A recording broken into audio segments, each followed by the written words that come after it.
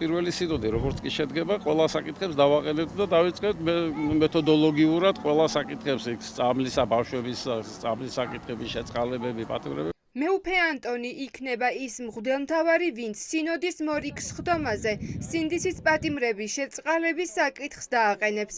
ბაღდათელი მიტროპოლიტი ასევე მოითხოვს დიუშენის სინდრომის მქონე ბავშვებს წამალი მისცენ. ახლად აღსაყდრებული შიო მესამის პატრიარქობაში ეს იქნება პირველი სინოდის შეკრება, სადაც ეპისკოპოსები მთავარი პრობლემების მოგვარებაზე მსჯელობას აპირებენ. თქვენ რა პოზიცია გაქვთ? როგორ რა პოზიცია მაქვს და რაც ყველა ჯანსაღ ადამიანს უნდა რა თქმა უნდა, რომ დადებითი პოზიცია. თქვენ ყოველ შემთხვევაში ამ საკითხს დააყენებთ წმინდა სინოდზე როგორც ჩანს. რა თქმა უნდა, თავისთავად დადგება და მეც რო არ დავაყენო, ყველანი მობილიზებული ვართ, რომ ეს საკითხები განვიხილოთ. ყოველი ადამიანი, ვინც კი სინანულს გამოხატავს რაიმე ცოდვაზე, ყველა ექვემდებარება შეწყალებას. მე მოკლედ ამას გეტყობთ. მე ღრმად ვარ დარწმუნებული, რომ ადამიანი, რომელიც მორწმუნე ხდება, ის მაქსიმუმს გააკეთებს თავის პოზიციაზე. რა პოზიციაზეც იმყოფება, ხელისუფალი იქნება ეს თუ ეკლესიის იერარქია, რომ მაქსიმალურად თუ რამე პრობლემაა და უამრავი პრობლემაა ქვეყანაში მოგეხსენებათ, რომ ეს პრობლემები აღმოიფხვრას. ასე მე დავდივარ პატიმრებთან, ვინც ითხოვს. არა აქვს მნიშვნელობა ჩემთვის რა პოლიტიკური ორიენტაციის არის და რა ჩაუდენია, რა დანაშაული აქვს, საერთოდ არ აქვს მნიშვნელობა. მე რო ხა მოგიყვეთ, როგორ ხალხთან მოიწევს შესვლა საპატიმროში გული გაგისკდებათ. ასე რომ მე ყველასთან დავდივარ და ჩვენ ამას ვაკეთებ და დანარჩენი ჩემი საქმე აღარ არის, იმიტომ რომ უკვე პოლიტიკა არის. მეუფე იაკობი მიგვანიშნებს, რომ პატიმრების გამოშვების საკითხი მხოლოდ მღვდელმთავრების გადასაწყვეტი არ არის. რა ფორმით მიმართავს საპატრიარქო ხელისუფლებას, რას მოითხოვენ და ვისგან. მღვდელმთავრების სინოდის ახალი სხდომის მოლოდინში არიან. მიმართავს ეკლესია კიდევ ერთხელ ხელისუფლებას პოლიტიკური პატიმრების გათავისუფლების საკითხთან დაკავშირებით. ჩემი შუამდგომლობა საკმარისია. დაგველოდეთ და შეხედავთ რა, დაგველოდეთ ხა ახალი პატრიარქოს დაგველოდეთ.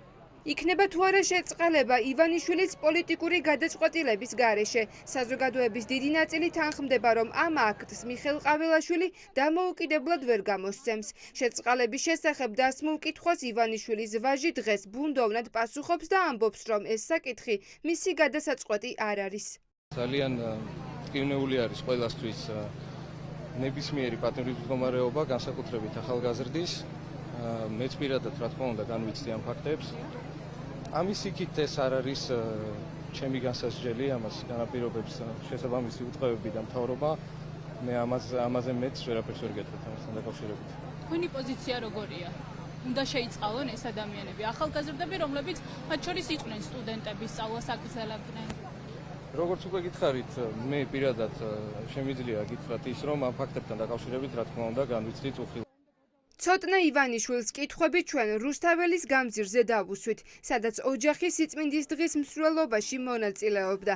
ბიძინა ივანიშვილის ვაჟი ცდილობს გაემიჯნოს ხალხის წამების სისტემურ დანაშაულს, რომელსაც ადგილი ზუსტად 2 წლის წინ ამავე გამზირზე ჰქონდა.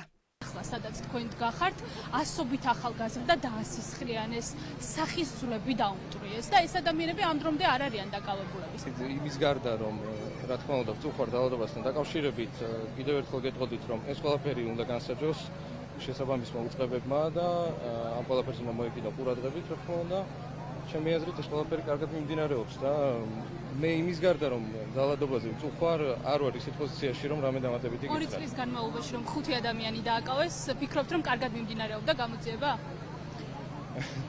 მე არ ვარ ისეთ მდგომარეობაში რომ გამოძიებასთან დაკავშირებით რაიმე ვიცოდი. აი პოლიტიკაში მოსვლა ახსენეთ, ხომ არ აპირებთ? არანაირად არა. ვიხილავთ თუ არა საპატრიარქოს როგორც შუამავალს. საბოლოო სიტყვა ახლა პატრიარქს შიო მესამეს ეკუთვნის. დღეს სამების საკათედრო ტაძარში ქადაგებისას კათოლიკოს პატრიარქი არ გამოხმაურებია საპროტესტო აქციებზე დაკავებული ახალგაზრდების შეწყალების მოთხოვნას. არ უსაუბრია ბავშვებზე, რომლებიც სიცოცხლისთვის წამალს ითხოვენ.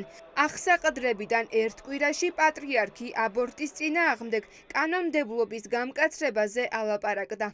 თუ ოჯახში ტრიალებს მძიმე ცოდვა, ისეთი როგორიც არის აბორტი მაგალითად. მაშინ რა თქმა უნდა ასეთ საფუძველზე ვერანაირ ბედნიერებას ვერ ააშენებს ოჯახი. და განწირულია ასეთი ოჯახი.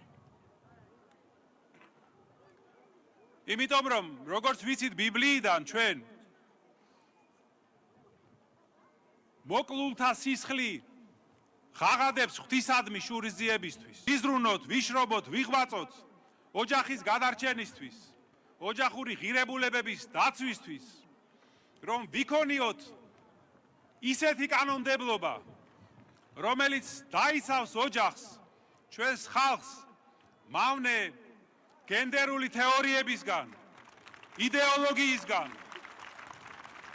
ახალი პატრიარქის გზავნილებს სამების საკათედრო ტაძარში ისმენდა ქართული ოცნება. პატრიარქი შიოს შემდეგ ამბიონი ივანიშვილის გუნდის ლიდერებმა დაიკავეს.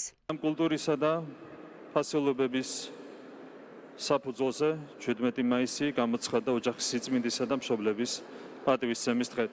უფლის მფარველობით და პატრიარქის სულიერი წინამძღოლობით ჩვენ მტკიცედ დავიცავთ ქრისტიანობას, მართლმადიდებლობას და ყველა იმ ფასეულობას, რომელიც ქართველი ერის არსსა და შინაარსს ქმნის.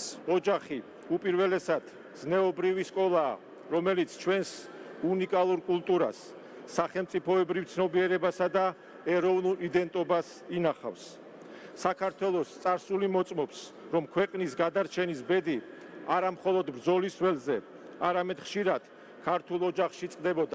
ხელისუფლება არ იმჩნევს ეკლესიის შიგნით მღვდელმთავრების საჯარო განცხადებებს პატიმრების შეწყალების საკითხზე.